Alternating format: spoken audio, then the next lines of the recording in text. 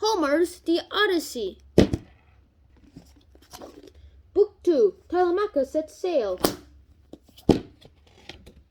So when the assembly happens the next day, this guy named Adictus, a wise Issachan elder, speaks first. Blah, blah, blah, blah. He praises Telemachus for stepping into his father's shoes.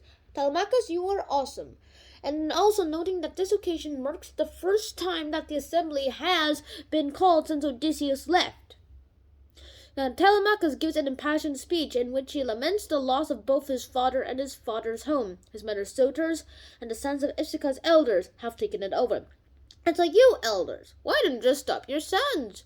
He rebukes them for consuming his father's oxen and sheep as they pursue their courtship day in day out, when any decent man would simply go to Palamedes' father, Argos, and ask him for her hand in marriage. So Antilochus blames the impasse of Penelope, who, he says, seduces every suitor but will commit to none of them. So if this is Penelope and this is the suitor, this is what happens. Hello. Hi. Hey, can I, nope, go. That's basically what happens. And the guy who said, nope, go, is basically Odysseus' father, who turns out he's still alive. And also, we'll eventually find out that Odysseus' mother is dead, and Odysseus doesn't know that. So we'll just find out later on in the books. So now let's get on with this. So Antinous, after blaming Penelope, reminds the suitors of a ruse that she has concocted to put off remarrying. Penelope maintained that she would choose a husband as soon as she finished weaving a burial dress that has been for her father. I mean, his father, Odysseus' father. But this is the catch. Every night after she's almost complete from her work, she unravels it and then has to restart every day. And then unravels it the next night, redo, undo, and it repeats. And so this is one of the hopes and clings of hope that Penelope has for Odysseus that is still alive. At least she hopes he's alive. Yeah, well. So Antinous declares that she should be sent back to Icarus so that he can choose a new husband for her. And the dutiful Telemachus refuses to throw his mother out and calls upon the gods to punish the suitors.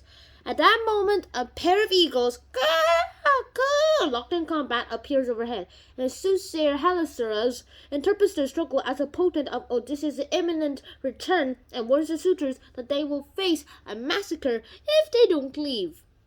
And the suitors back at such foolishness, and then the meeting ends in like a deadlock. Ha ha ha. We don't care about you, older man. I don't care about your little stupid stories. Well, foreshadowing. This is guys. Pew, pew. Alright, so this is what happens.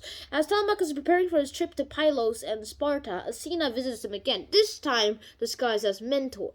No, not his mentor, a guy named Mentor. Got it? Mentor. And another old friend of Odysseus's. She encourages him and predicts that this journey will be fruitful. And she then sets out to town, assuming the disguise of Telemachus himself. Athena turns into Telemachus! And collects a loyal crew to man his ships. So Telemachus himself tells none of the household servants of his trip for fear that his departure will upset his mother. He tells only Euryclea, his wise and aged nurse, and she pleads with him not to take the open sea as his father did. But then Telemachus reassures her by saying a god is involved in this plan. And gods are always involved in this plan that are good. Nothing is very wrong has happened to me following the god's orders. So, let's just get this summed up quick. The end. Enjoy the video. Check out my next episode. See you soon. Now, peace.